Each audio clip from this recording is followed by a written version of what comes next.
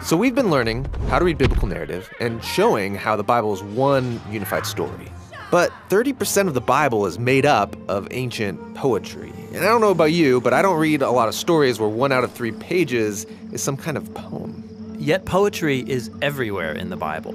Some biblical books are entirely poetry. Most of the Hebrew prophets wrote masterful poems, and the majority of God's speech in the Bible is represented as poetry. It's also very common in biblical narrative for the story to pause while a character breaks out in poetic song. Like in the Exodus story, there's a narrative about Moses leading the Israelites through the waters of the sea, and that's followed by a beautiful poem about the very same thing.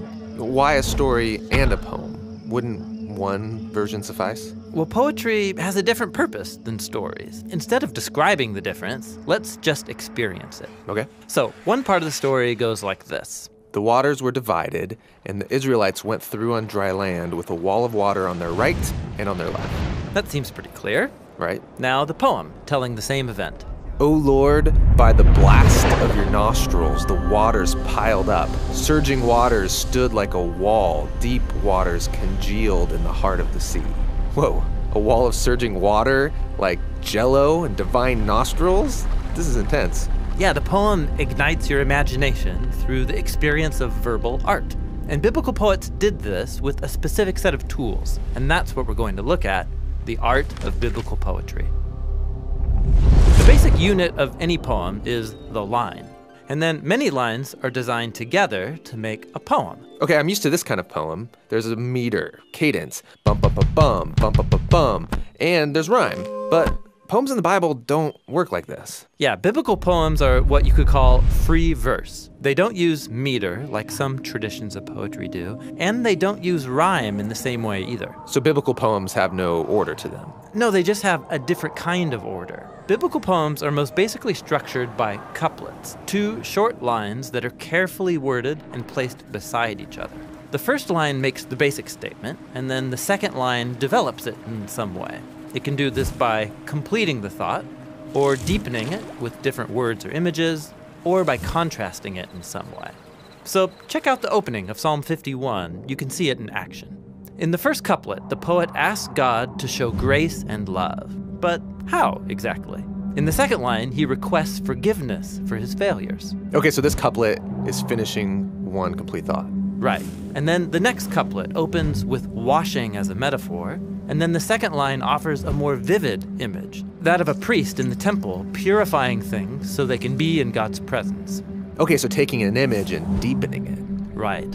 And then this third couplet opens with the poet's awareness of his sin deep inside, and that's followed by a description of the sin being outside. It's like it's in public, visible to themselves and other people. So this couplet takes an idea and contrasts it.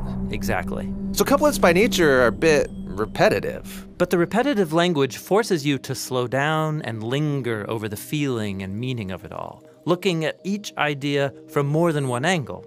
And then groups of couplets can come together around one key idea. It's like a diamond with many facets, each line offering a different glimpse into the same core reality.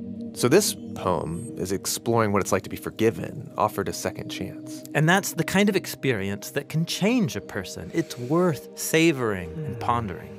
Now, biblical poets also use repetition on a larger scale. In many poems, you'll find a key line that's repeated multiple times. That's called a refrain.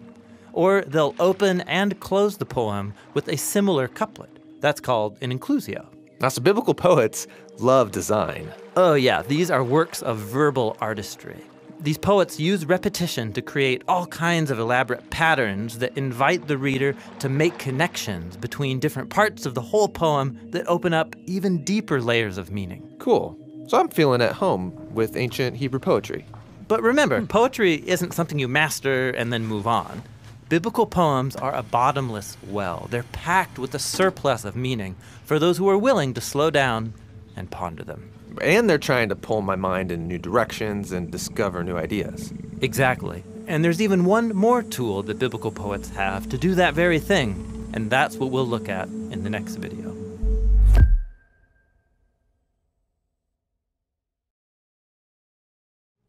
You guys, thank you for watching this video on how to read biblical poetry. It's our first video about poetry. We have a lot more in this How to Read the Bible series about how to read other parts of the Bible. We're a crowd-funded nonprofit, and that means that everything we make, it's free, and it's produced because of the generosity of people like you who watch and pitch in for more. You can see everything we've made on our YouTube channel and at thebibleproject.com. Thanks, you guys.